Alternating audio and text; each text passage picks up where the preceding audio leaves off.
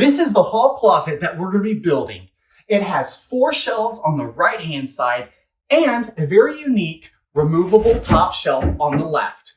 Now, the reason why we have a removable shelf in this closet is I have an attic space or my attic opening right inside my closet.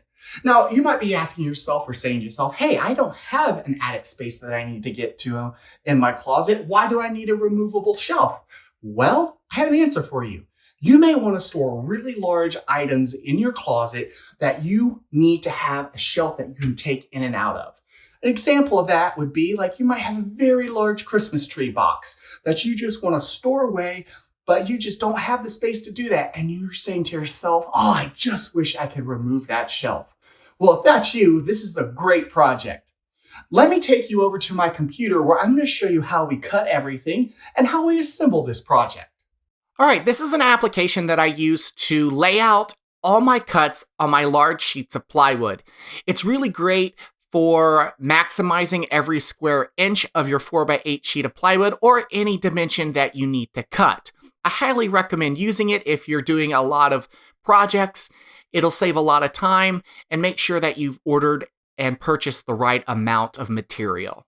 Well, you can see here I'm using 2 sheets of 3/4 inch plywood and I've laid everything out here.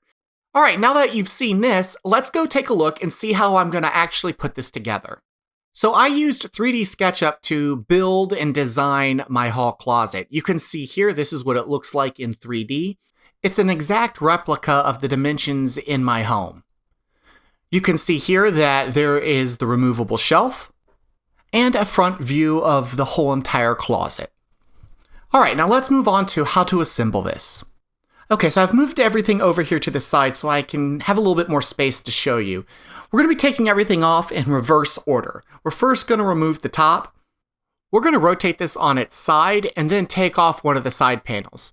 You're going to leave one side panel on the ground and you're going to attach your shelves using pocket holes.